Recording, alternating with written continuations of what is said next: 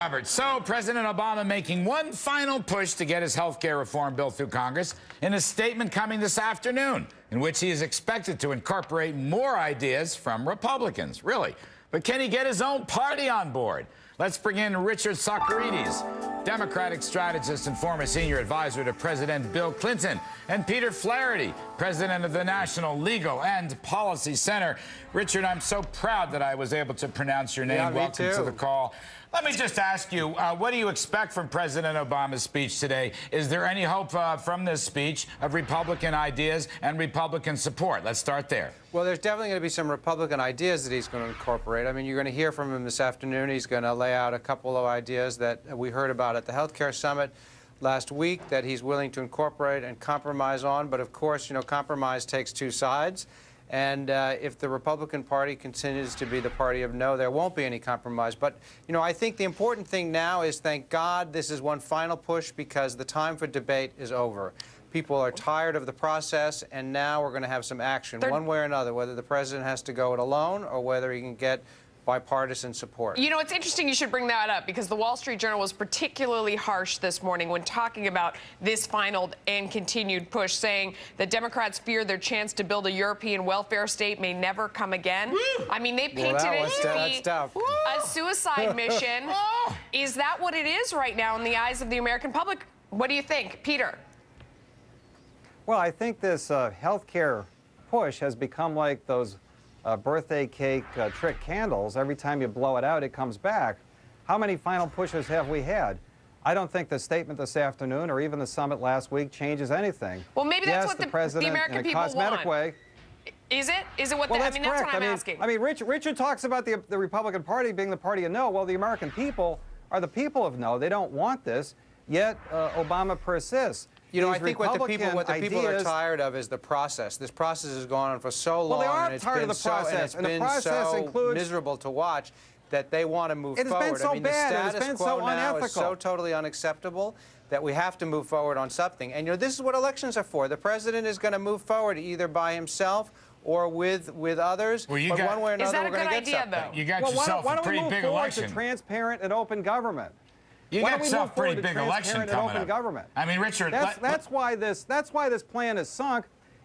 Policy has become less important than process. Around the holidays, Obama was this close to a deal, but they were meeting behind closed doors in the White House, unaware that what they were doing was not playing well in Massachusetts, and the result was Scott Brown. You're going to see the same phenomenon on a national level as long as they're perceived to be changing the rules in the middle of the game.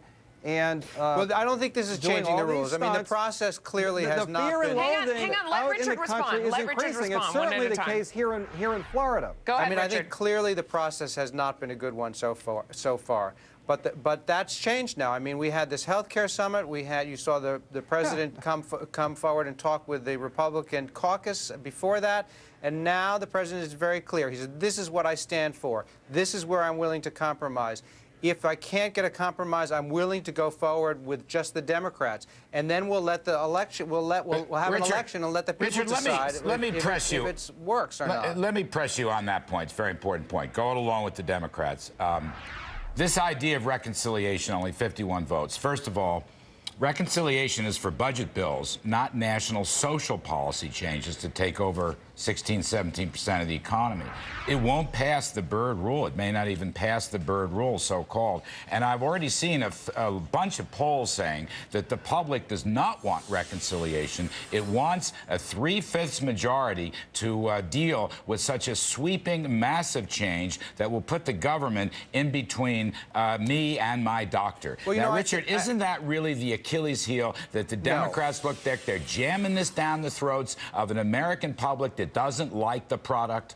No, and I think that there's a great misunderstanding about what reconciliation is. I mean, reconciliation is a device that was created in the 70s to deal with budget issues and tax issues, and nothing could be more central to the health insurance problems in this country than budget issues. They go hand in hand. This bill will only tackle health care issues insofar as it impacts the budget. We've done this 22 times in the history of the Congress since 1976. Are you going to tell me universal mandates? Wait a second, my friend. This goes so far beyond budget issues. I mean, budget issues are about revenues and outlays. This would layer on new entitlements, new universal mandates, and a totally new relationship between the government and the patient and the doctor and the insurance companies. So, Richard, that's why Americans are against this, is it not? No. I think Americans are not against it. I actually think Americans are for it. A lot of it is misunderstood. But I think Americans will get behind it once we get past this process. Peter, and I will concede to you that it is bigger. It is bigger than past reconciliations, but this is a big problem. Peter, is that the problem? Americans just don't understand the process, that they want something, whatever it is? Well, I think they understand the process all too well. Richard says that things have changed now. Obama's going to start opening the doors. Well, now they're trying to do this through reconciliation. I don't think the American people really understand what reconciliation is. So but maybe they don't understand the polls, process. They think it's a bad thing, and it just furthers the impression that the people in Washington are out of touch and they're acting to their benefit and not to the American people's. Well, listen, the Charles good news is coming. We're going to get he's stepping down this morning so he can spend more time on health care. Isn't this great news that Charles Rangel is going to have more time on his hands to work on health care? Richard, does it worry you at all? Do you think that there's any chance this is a huge mistake on the part of Democrats? No, it's going to come back and bite it's Democrats in the ass in the next election? No, I don't think it's any mistake. I think it's definitely the right thing to do. I think it should have been done a long time ago. The president has to lead on this. He is now leading. He's saying this is where we're going, and we're going to let the country decide at the next election whether it was the right thing to do. Peter. And he is showing great leadership, and I think once we get beyond the process and to the merits of this, look, this is what people voted for when they elected him. They want health care reform. Well, if it's such a good idea, why couldn't the Democrats with overwhelming majorities we can't have the rising health it? care costs. I beg your pardon? Peter, go ahead. Last word, because we're out of time. Go ahead. Why, if it's such a great idea, could not large majorities in each House of Congress, under President Obama's great leadership, pass this thing? The country is divided. You can see by this. You can see by this debate that there's still a lot of heat left in this. Hopefully, there'll be some light, a little more light after this process. Richard, you know, as a sensible Clinton advisor, and I really like the Clinton administration, they should have gone small ball. And you know that this last push for a gigantic bill with reconciliation, 51 votes, this is a political gift that keeps on giving to the Republicans. I really think we will see in November. You but are I too totally smart disagree with you. You are too smart not to No, know that. I totally disagree with you. All right, we got to go. Thanks to both of you for joining us. Thank you. We appreciate you bringing both sides of the debate. Gift that keeps on giving. Charles Rangel, as we